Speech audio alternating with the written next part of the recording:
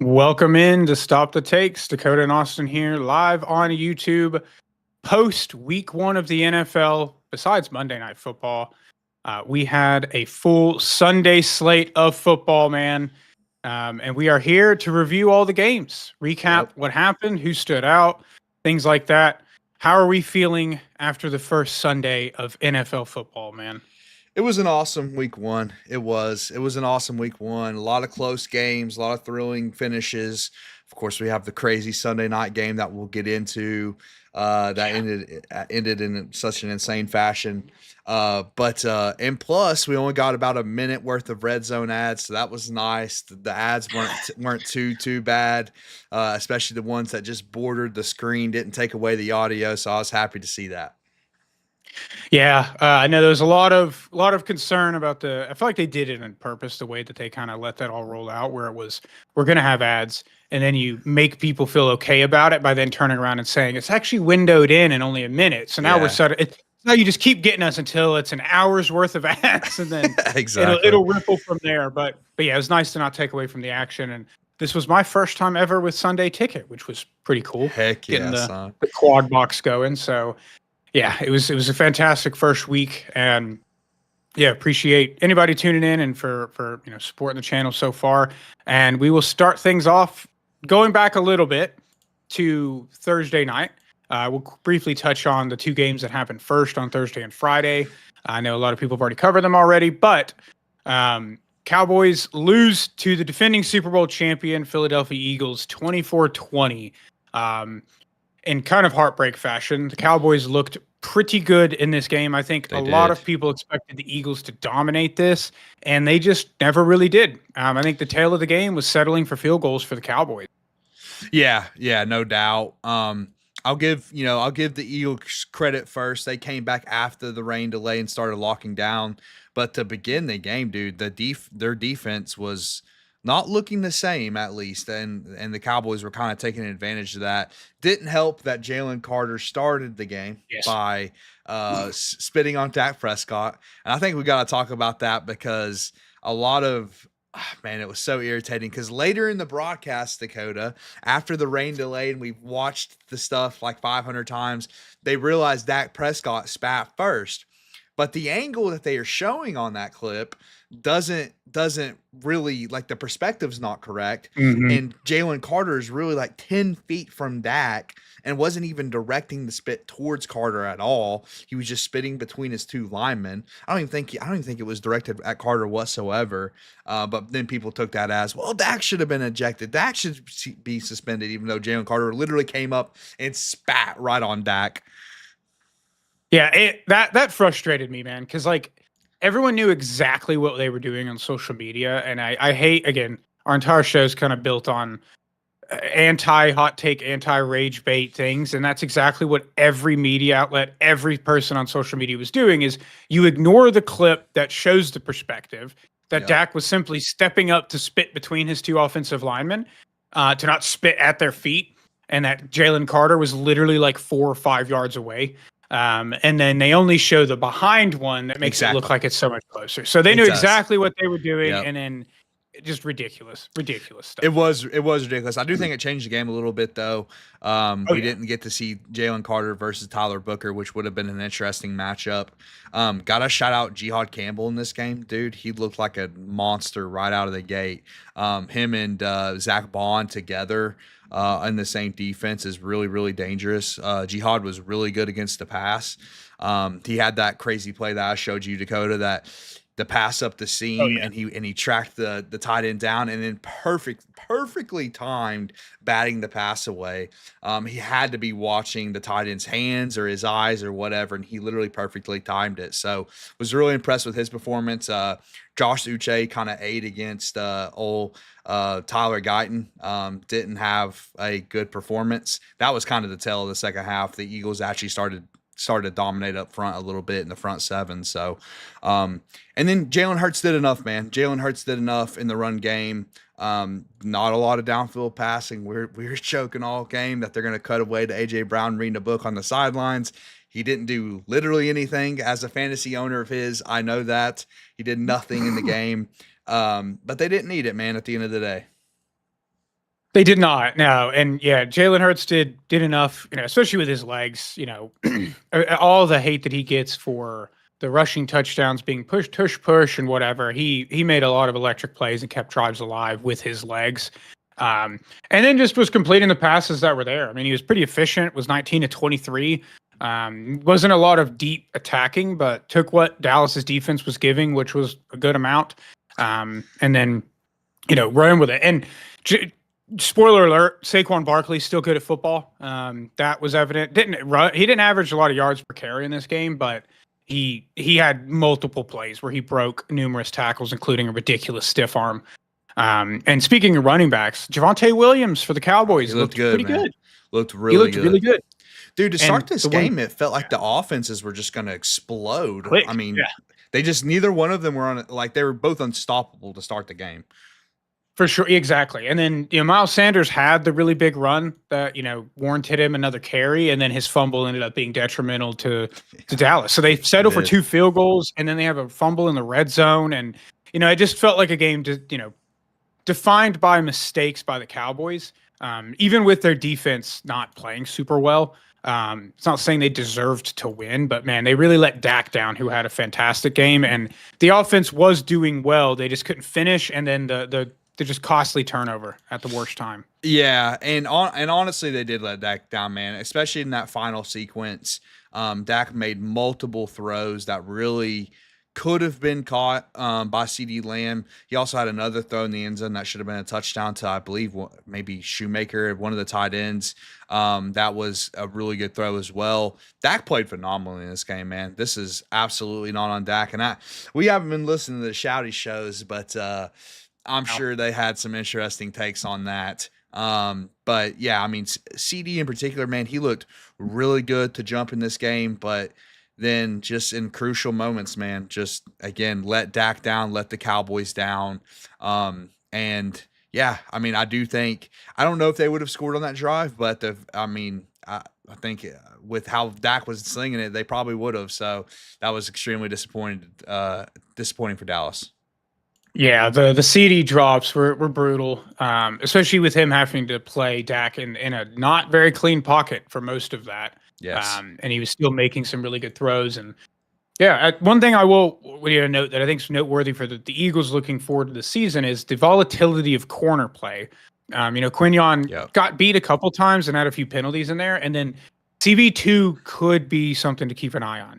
DeJean in the slot, excuse me, has that locked up, but they tried Adoree Jackson out there, and they tried Jacorian Bennett, and neither of them played super well. So that's something to keep an eye on. Is that QB2 spot for the Eagles defense? Yeah, that could end up being a problem at the end of the year for them for sure. From Dallas perspective, I'll say an issue for them is going to be that left tackle, man, Tyler Guyton. Did you see his pass blocking grade? He had a 26.1 pass blocking grade from PFF and gave up 5 pressures. Really, really not a good performance for him whatsoever. And he's kind of yet to show it in the NFL. And we just got done saying, Dakota, how, and I, shout out Tyler Booker. He was pretty good in this game. But again, his assignment got significantly easier when Jalen Carter went down. So it would have been kind of interesting to see how the whole line would have performed if the Eagles were at their very best. But yeah, I mean, Guyton might be a huge potential issue for Dallas for the rest of the year. He had some really rough reps in there, man. Some really rough reps where he lost his base, crossed his feet. He lunged when he was setting back in his pass blocking set. And those are things you're coached on not doing at a very young age. I mean, in middle school, you're getting coached on keeping your base, and the second you give it up, you're going to get beat. So he definitely played frantically. Missing camp, noteworthy there where he was dealing with that injury. So hopefully he can get it together. But definitely something to keep an eye on, especially with how well Dak played. If his line is going to let him down, could be a tough season for him, unfortunately. Yeah, and especially him playing at his level too, man. Like we were kind of beating the drum all offseason that Dak is an underrated player, man. Like it's so easy to crap on the Cowboys quarterback. It's been happening since we were kids with Tony Romo, and maybe more of that was justified. But it seems like Dak's healthy again and playing well despite really his supporting cast being the issue in this game. Yeah, he had 4 big-time throws, 4 drops, and I think the 4 drops, are tied for the worst this week in the NFL. And 3 of those So, were on big time throws. yep. I mean, that's the brutal thing too. It's like, I mean, the big time throws are supposed to be the biggest plays in the game. One of those should have been a touchdown. One of those should have been the CD, like 2 of the CD throws in the last drive of the game. I mean, these are crucial drops. Yeah, very unfortunate. But yeah, Eagles still look pretty good overall though, and they get an early win in the division, right on their path to winning it again. But the Cowboys, I think, immediately showed again, it's the recency bias of how bad they were without Dak last year. But also, I will say, Schottenheimer seems pretty solid as a head coach, and specifically the offense was well done. Dude, they were using pre-snap motion pretty much on every single play, which is kind of, I'll say it's a little bit like a cheat code in the NFL, man. It's just it just creates so much eye candy in the offense and can put a defense in a bind, and not using it feels like it's just a mistake. And Schottenheimer really, it was pretty much all game they're using the pre-snap motion. So I was impressed with him in his first game. And really, again, Dallas had a chance at the end of this game to upset the Eagles in Philadelphia. So yeah, Dallas is not going to be an easy out this year. Absolutely not. That division will be interesting with them, the Eagles and the Commanders. Giants possibly still. We'll get to them later. But the Eagles get it done at home. Defending Super Bowl champs are 1-0.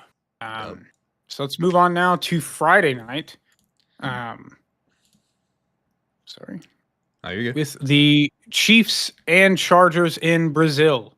Now this one was an interesting game right out of the gate. I think the opposite game plan people would have predicted for the Chargers to do is what happened. Yes. The Chargers came out just absolutely slinging it, letting Justin Herbert cook. And they kind of had control of this game the entire time. Yeah. I mean, honestly, dude, we got this one completely wrong, right? Like I thought the field would cause it to be kind of like a defensive run the ball type matchup. Especially with, that's how the Chiefs have kind of won games over the last couple seasons. And then that's how Harbaugh really wants to win as well. But dude, I mean, the Chargers are now an interesting team to evaluate going forward, Dakota, because they look like they're going to let Herbert sling it, man. And also it's notable that they decided to do that against the Chiefs, right? Because the Chiefs have always felt like that team that's like, dude, you're going to have to put up points. You're going to have to outscore Mahomes and the Chiefs if you want a chance to win. And that was just a philosophy right away. And Herbert was making some unbelievable throws in this game, man. He really was, man. He looked phenomenal. And Quentin Johnston, breakout game? Question mark? Who knows? He had some really good plays in this. He did also still have a drop, though. Yeah, he did. And I was calling for his benching before the game. I was ready to see Trey Harris and Lambert Smith. And no, Johnston is hanging on, man. Listen, he gets open. Doesn't always catch it. He could have had 3 touchdowns, man. He could have had the hat trick. Yeah. But he dropped the one. But yeah, dude, all of a sudden this receiving core, it's weird because 2 of these guys were on it just a couple years ago. So it's not that different from just a couple of seasons ago. But then you add Ladd McConkey, and it's like, well, I don't know. It's intriguing now. And you have the depth of Trey Harris. It's going to be an intriguing group going forward. And dude, if Herbert plays like this, they are a threat, man, an absolute threat to win this division and make a run in the playoffs. Absolutely. And yeah, this group of pass catchers, they had 5, 6, 7 catches among the 3. And it was obvious that Herbert still had that familiarity with Keenan Allen.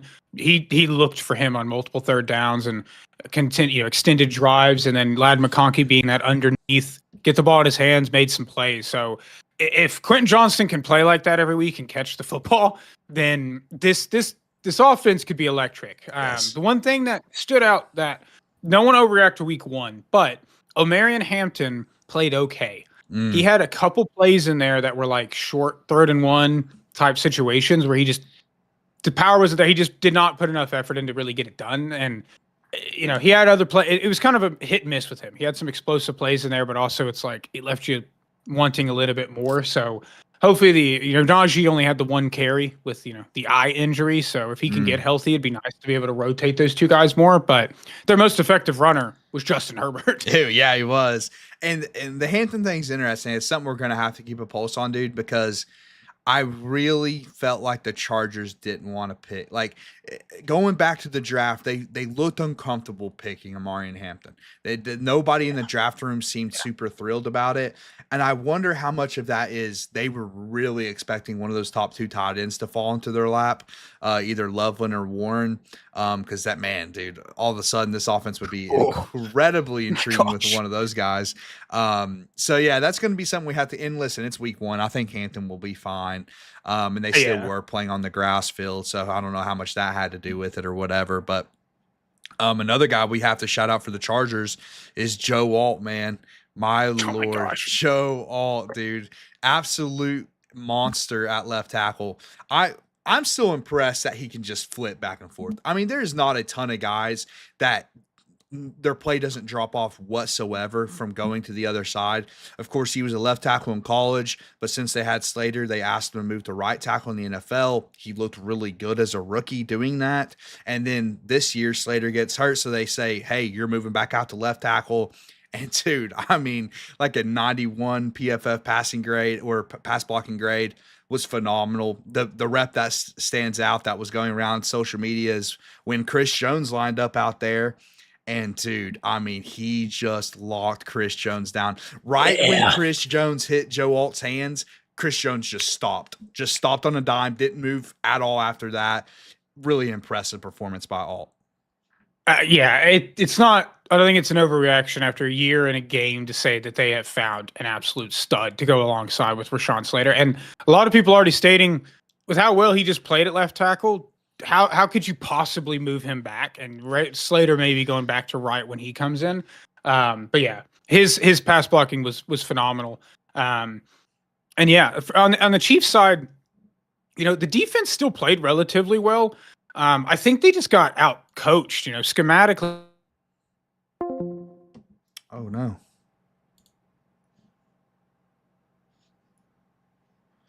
We have lost. I don't know if you all can still hear me, but I believe we lost Dakota.